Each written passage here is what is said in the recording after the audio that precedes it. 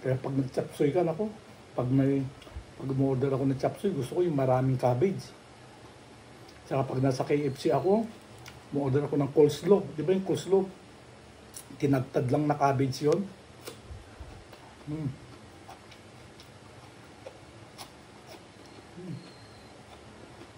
Red bell pepper. Rapsa. Nasabi sa picture yung red bell pepper.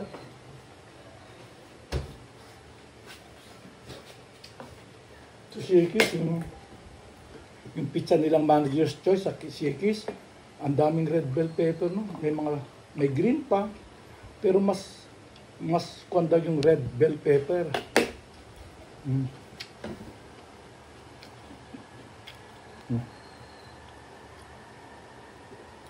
Dami natin ulam, hanggang dinner na to. Hindi na magdi-dinner nito. Total late lunch na to. Ang lambot nung beef. Pinakuluan ko muna to eh. Nung napakuluan ko na, tinapon ko yung tubig niya para kasi lalabas yung cholesterol niya pag pinakuluan mo eh. Tinapon ko yung tubig niya. Tapos nagtira lang ako ng konti para hindi matuyuan ng pan. Kasi nilagyan ko ng oyster sauce. Oyster sauce, konting toyo. Kasi manamis-namis yung oyster sauce eh. Toyo, paminta, yun lang. Ganun lang kasimple. Tapos, total, luto na yung beef niya. Hihulog mo na yung broccoli. I-balance mo lang. Gusto ko kasi sa broccoli yung tsang mga gulay. Yung parang na-blance lang. Parang half cook para pag kinain mo malutong and juicy. Crunchy and juicy. Crunchy siya. Ito malambot siya. Ewan ko anong parte ng baka to. Basta laman siya. Hiniwa-hiwa ko. Di yun na yan.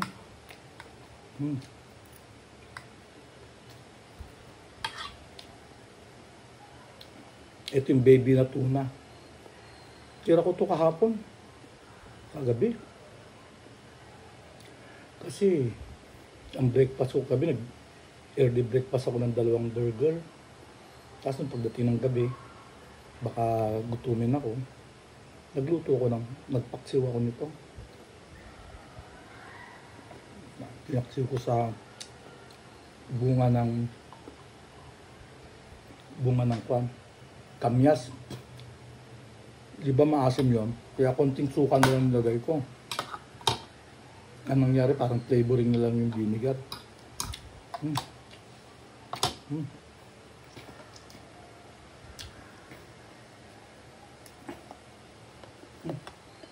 Red egg, salted egg salad.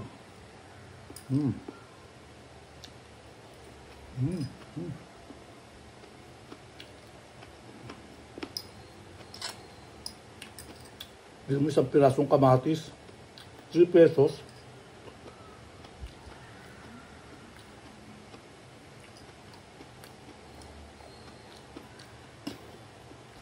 Kung namunga ng 300,000 yung kamatis mo, di 300,000 na yun. 100,000 na kamatis, di 300,000 na yun. Pagpalagay mo na kwan na lang, 20,000 times 3. Yung 20,000, malit na lote lang yun. Di may 60,000 ka.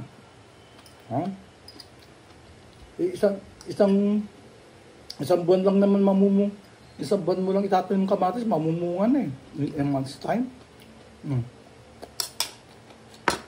Tapos mamumunga hanggang minsan maabot pa ng 3 buwan eh. 1 month ka magpapalaki, 2 months ka mag-harvest, continuous.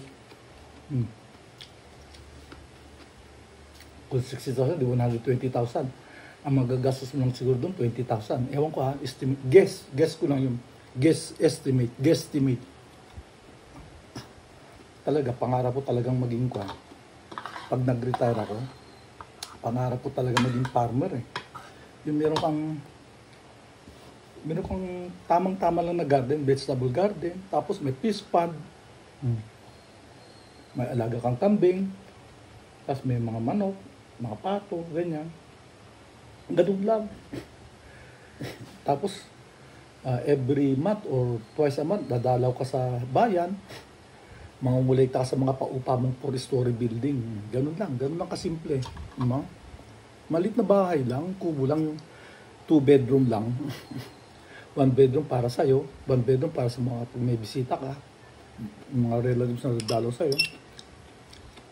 Ganun lang kasimple ang pangarap ko sa buhay ng araw. Kaso,